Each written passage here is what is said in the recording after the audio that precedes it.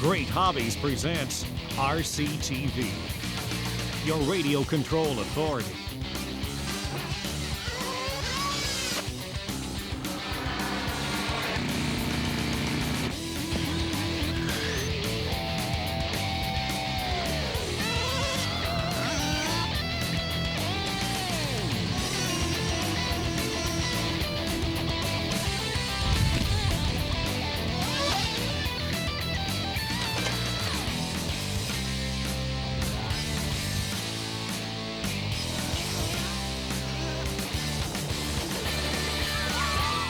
On this week's episode of RCTV, we're heading up to London for a Glorix event.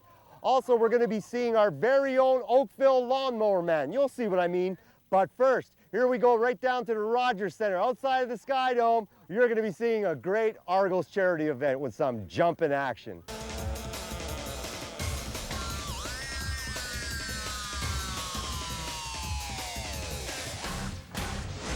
What we're doing today, we're doing a demonstration here at the Sky Dome. All these people, this is the first time they're seeing RCTV and seeing some of the off-road vehicles. You can see the beautiful monster trucks in the background jumping, and we're going to show you lots of footage from this today. We got some kids trying the trucks, we have some rock crawlers, we have all different kind of vehicles, even some minis running out here today. So check this out.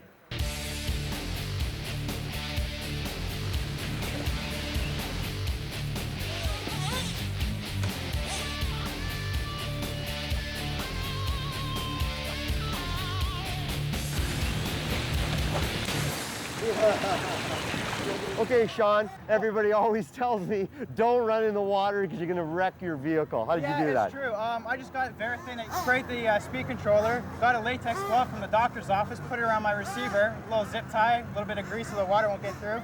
And the steering servo's just in some plastic dip. You get to run it in the water, mud, snow. Anytime normal people can't run, you get to run. Nothing but fun. And that's what RC's all about, folks. Nothing but fun. Just get yourself one of these buggies, and there you go, folks. You'll have a great time running any condition. Look at that, baby. Woo! Thanks a lot, Sean. No problem. That's great.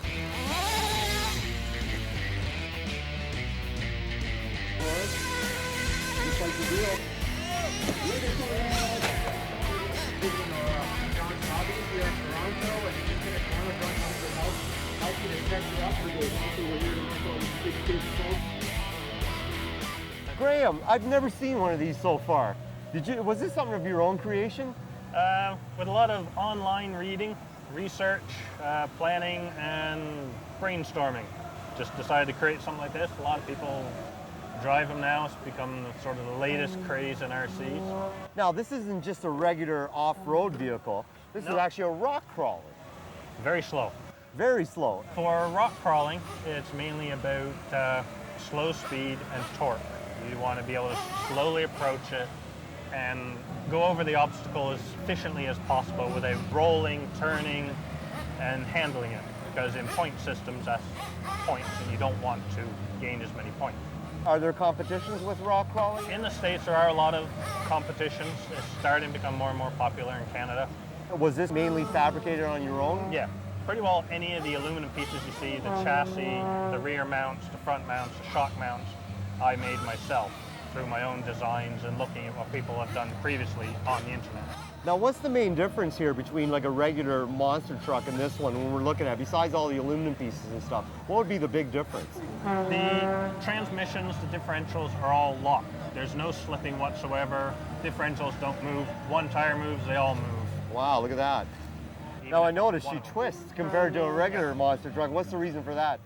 You need the articulation to just form itself over natural obstacles, the rocks, just to get your tires, as many tires on the surface as possible and not to roll. Now, basically, like you said, it's all about, you can see all the bodies twisting, folks, and that's basically what you were mentioning to me, that it's articulated and everything like that. Quite interesting. This is a 2.2 class, which is not allowed to have rear steering.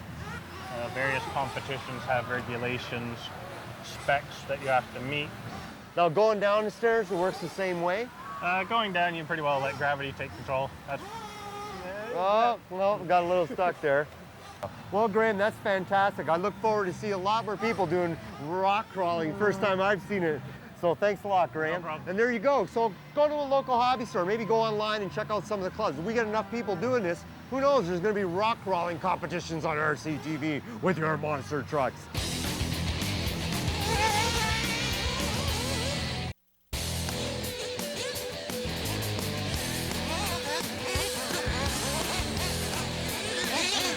Wow, we're eating a lot of dirt today. We're here in London at Sammy Speedway. We had such an overwhelming response last year from all our viewers across Canada from coast to coast that we're back here in London. We're gonna see some great buggy racing, so let's go eat some dirt.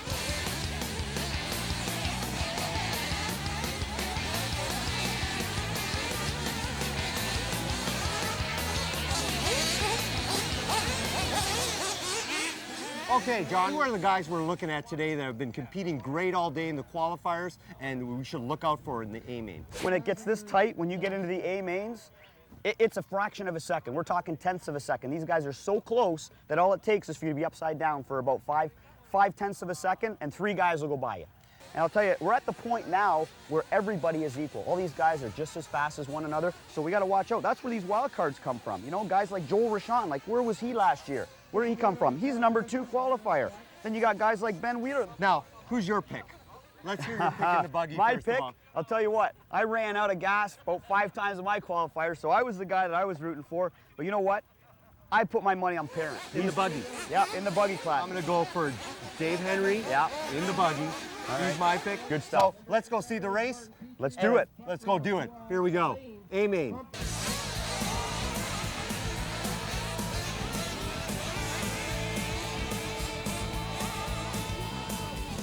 Oh no, flame out already. Get that guy over here. Abby Burku did not start this race. He is not on the clock. Abby Burku, you are not on my clock. All right, here we go, guys. The 2 cars that come across in the fastest laps, me and Nick called it. Number 1, Dave Henry, Joe Parent, 1-2. Now let's see what happens after a half-hour of racing, Nick. Yep, we're going to, and it looks like Losi against Thunder Tiger. And Joe Parent's got a lot of experience, but we know that Dave Henry out there's got a ton of experience. Number 2, right here, coming over the double, Joe Parent. There's Joe Parent, Number 3, Gareth Hubin coming over the and there's double. Hubin, right? 1, 2, and 3 following each other. Oh no, the leader, Henry, stuck on the double. Somebody needs to help Henry out. He is out. Well, Joe Parent takes over. Henry is out.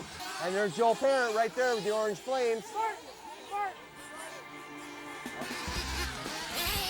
And Henry's back out on the block once again. And he flames out. And he flames out again. Definitely Rich on the top end, blowing all kinds of blue smoke. Here comes the leader down the straightaway right now. Mike Burr. 2 is Parent. Jordan Krupp is now in the 3rd. And look at that, John. We were calling for Dave Henry and Joe Parent, but coming all the way from 9th place is Mike Birds jumped on the 1st. I think there was a lead change. Yeah, if you look at Andrew Philippi, who qualified 10th, he started 10th in this race. He's in 1st place. That's your leader. Right behind him is the number 2 car. So the top 3 cars, here he comes, the leader, over the loop, right there, boom, Andrew Philippi. He's definitely a wild card here, coming from behind. Look at that Andrew Philippi. I can't believe it, John. This is racing. What a racer today. Coming all the way from 10th place in the qualifier right up to 1st place. Joe Parent's right on, hot on his tail. They're neck to neck, folks. There's 1st, 2nd, and 3rd coming around the 1st turn. Brian Manchester has come all the way from the U.S., New York. Brian Manchester running in the number 5 spot right behind Jordan. That's Jordan Krupp. That's the guy with the pink wheels. Jordan Krupp's been racing for at least 20 years. This guy races all classes. He runs on-road, off-road, big scale, small scale. Every time he comes out to our racetrack, Jordan Krupp is an incredible driver, incredible finish. Whether he finishes strong or not, he's always a good sport too. And that's the good thing about this hobby. You know what? All these guys are good sports. They love helping everybody out. And there's your number 2 driver right there, one of the best guys out here, Jordan Krupp. There he is, right there. Boom, number 1. He's taking it easy now, but he better watch out because right on his tail is Joe Parent and Mike Burr. They're chasing him down. Now, John, how important are the fueling as they come into the pits here today? Nick, fueling is critical. There's your leader in the pits. Andrew Philippi getting a quick hit. Now, look how fast that was, John. Look how fast he pulled out of the pit. Didn't even lose a spot. Oh.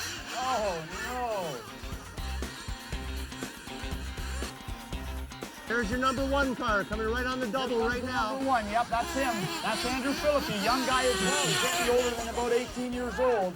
Andrew Philippi actually won this race at the Full Throttle on Gloric Series 3 weeks ago in New York. That's fantastic. So here he is. He's in first place now here in London. Andrew's done. Jordan is done.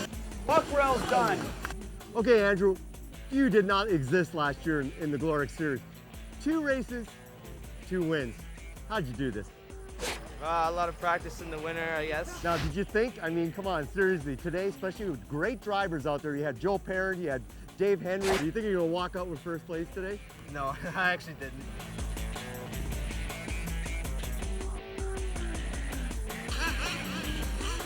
It's time now for the RCTV Tech Tip of the Week. Today we'd like to talk to you about pull starters in your RC car or truck. The pull starter works the same as in a lawnmower, but the big difference is it's a lot smaller. We have the recoil spring inside with the pulley and the string. What we'd like you to do is when you first get your model, take the glow plug out and pull the pull starter out to its full length. That way you know what kind of length it is, and when you go to start your engine, only pull it out half as far as its total length. That way you're not overstressing the spring, and there's no chance of you bottoming it out, which will break the string off as you're starting your engine. If we compare these 2 OS engines, the smaller engine actually has a lot shorter string than a 21 size. So again, we want to half that distance as we're starting our engine. The other thing that causes guys problems is they'll hydraulically lock the engine by priming it too much. What happens is fuel gets on top of the piston tries to go up and it can't compress the fuel, and what happens is it really overstresses it. So if you don't have a nice pull through on your starter, take the glow plug out, pull it a few times to get the excess fuel out of it, and then put your glow plug back in, and you'll have no problem starting your engine. For RCTV, that's your tip of the week. Okay, and you have control, all right? And we're looking for that balance point.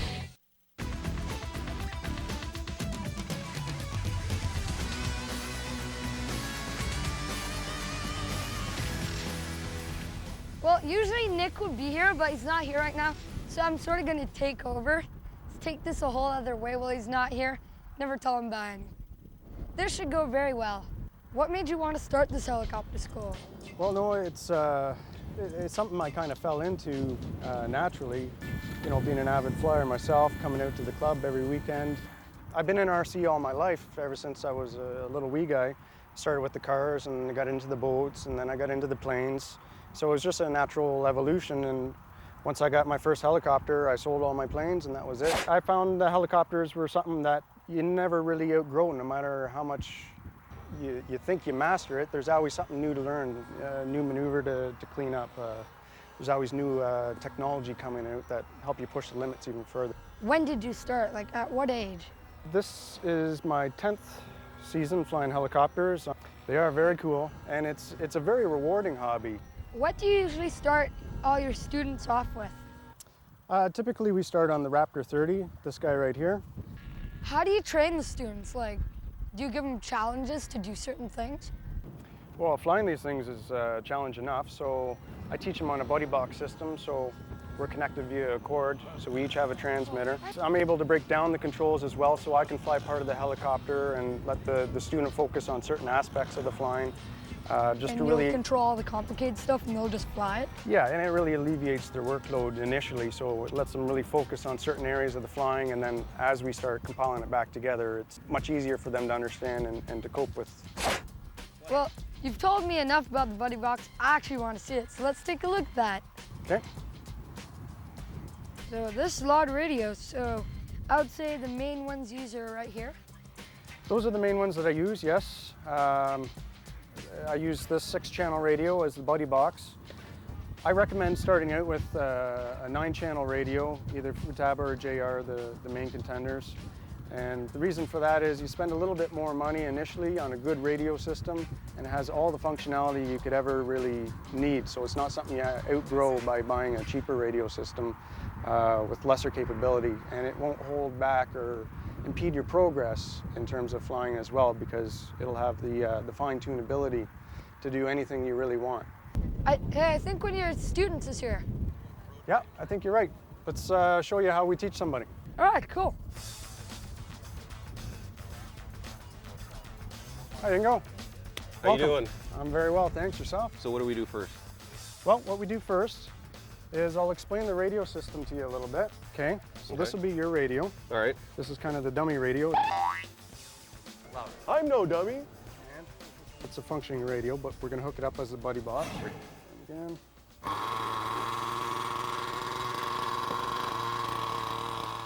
So when you're starting, you always hold the rotor head. Look at me fly. Okay, you ready? Yeah, sure.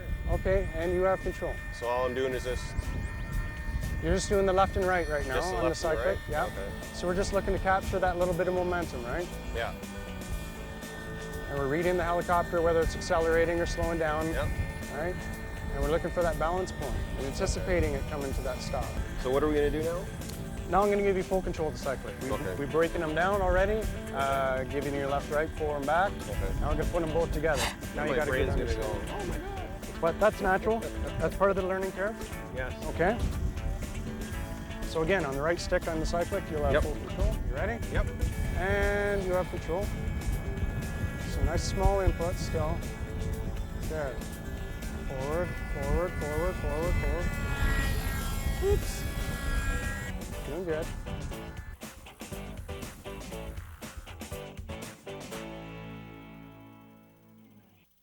It's simulated engine failure. It's called an auto rotation. Oh, that's cool. Right on. Excellent. you. Oh, there we go. We just landed the helicopter. That was a little harder than I thought it was going to be. Yeah, it's I quite learned pretty much the basics, I think, for flying a helicopter, but there's a lot more to it than that. We're up here today at Extreme Helicopters, and Darren was kind enough to show me everything. And I'll be coming back again on another episode of So You Want to Fly.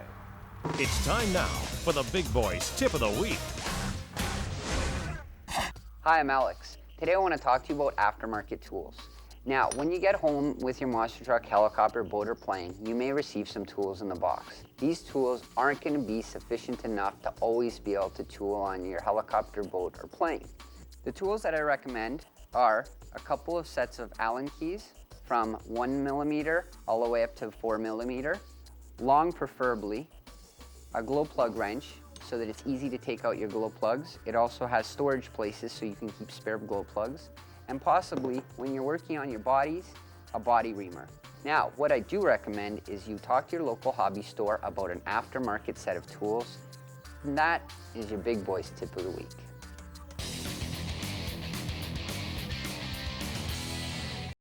Well, welcome to the Oakville Air Show. RCTV is here again. Last year, our viewer response for the show was huge. All the fans called in and said what a wonderful event it was. They wanted more. So we're back, and look at all the people here today.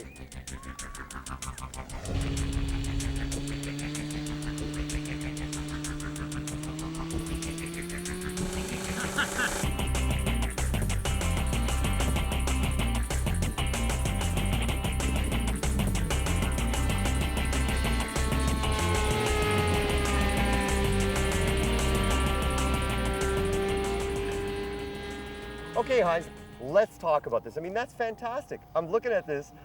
I can't believe that can fly. That lawnmower can actually take off the ground. Well, this here's my Flyboy lawnmower. It's powered by a Briggs & Stratton motor, of course. No, serious, it's an OS61. It's a gas-powered, of course. It's a flying wing. But this does not look like a plane. Well, first of all, it doesn't have ailerons, it has ailerons. The controls in the back, they move up at the same time as down, also right and left. When we are flying, we are actually flying by angle of attack. The wind will catch it underneath and it lifts the holding up in this angle. If you notice this airplane flying, it's always flying an angle like this. It never flies like that, unless for landings. And that's how the air And that's where you works lift. like an airfoil. It's like an underneath to keep it airfoil. up. It lifts from underneath. That's why you can actually stop it in the air, in a hover position like this. With a 10K wind, you can actually stop in the air and fly backwards. Wow. And that's how this one flies. It had a little baby over the winter, I see. Yes, it had the backyard flyer. I fly this in the schoolyards because it's very convenient. And it's electric. It's electric.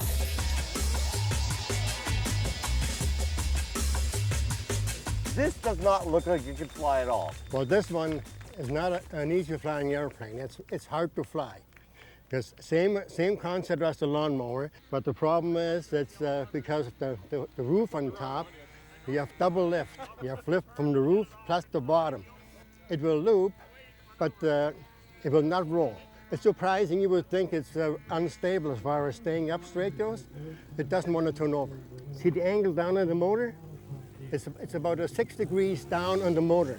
And so the motor is straight. The motor is straight, but the body's crooked. The body is crooked all the time. Walter, my brother, built one. It would fly, but not the way he wanted to, until he crashed it one day. Then he said, okay, let's build some new ones. Let's go. I designed it again. Our problem was these were always tail heavy, and they were hard to control. It's okay. So we added 2 inches to the nose. So the center of gravity is back a lot more. Oh yeah, that's the whole secret. What about the actual arms that you'd be pushing the lawnmower on? Does that help in any way? It gives a 2 degrees down thrust. Oh, so it actually pushes it down. It's actually pushing it down to get your lift. To get your forward motion That's happening right. then. That's the way she works. They're definitely a crowd pleaser, folks. All the kids out here love them. I mean, like, if you look at these, they're so flimsy, it's hard to believe they can even fly. But they're really strong. You are an entertainer. I mean, that's what it is. It's looking back at the people out here, all the people who are cheering, having fun. And, I mean, is that what it's all about for you? That's what it's all about.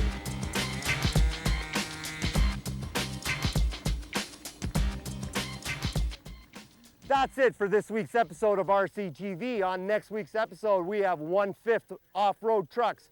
We also have submarines and high-flying, screaming jets breaking the sound barrier in Belleville. See you then. Closed captioning for RCTV is brought to you by GreatHobbies.com.